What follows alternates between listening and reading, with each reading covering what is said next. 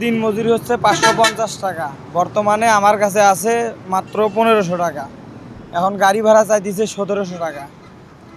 কিভাবে যাব কিছু ভাবে পাচ্ছি না।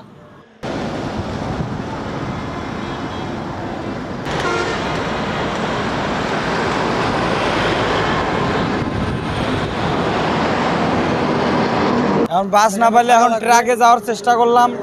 এখন ট্রাকে বলতেছে যে 800 টাকা। তাও আবার বগুড়ায় নামাই দিব, মানে কম অর্ধেক রাস্তায়। আমি যাব রংপুর মিঠাপুকুর সটিবাড়িতে।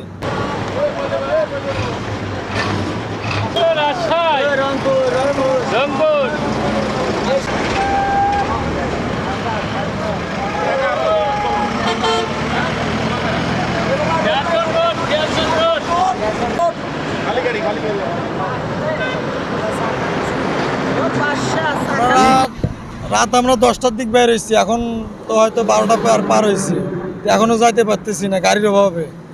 গাড়ি হাত তুলতেছে কিন্তু গাড়ি থামতেছে না, কিন্তু 1000 টাকা করে টিকিটে চাইতেছে ট্রাকেই। এখনো পর্যন্ত দাঁড়িয়ে আছি, কোনো ব্যবস্থা হইতেছে না।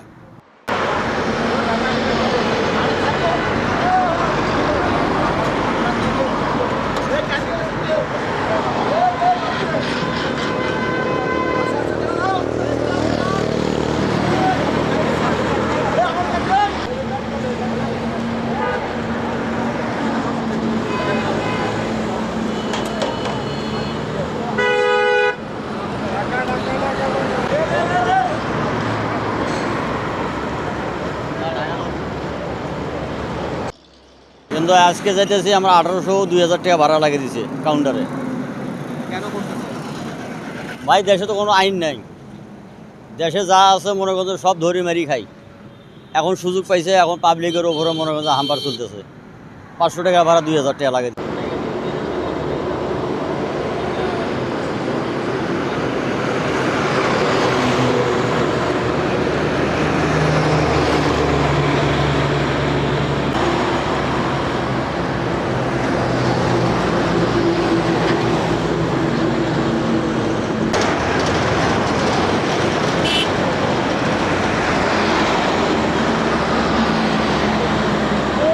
আমি দিন মজুরি কাজ করে হলো 550 টাকা। আমার খাওয়া খোরা কিনে হলো 100 টাকা প্রতিদিন। পথ খরচ আছে 100 টাকা। টাকা থাকে আমার 300 টাকা দিন 300 টাকা থাকে। এই টাকা দিয়ে আমার কি হয়? চাল ডাল সবের তো দাম বেশি।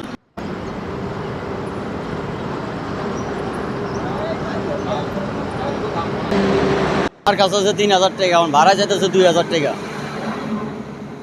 পয়সা এই পোলার কাছে আছে হলো 1500 টাকা, জেনুইন 1500 টাকা আছে। এখন ভাড়া চাইতেছে মনে হচ্ছে 1800 টাকা। 1500 টাকা থেকে 1800 টাকা কীভাবে যায়?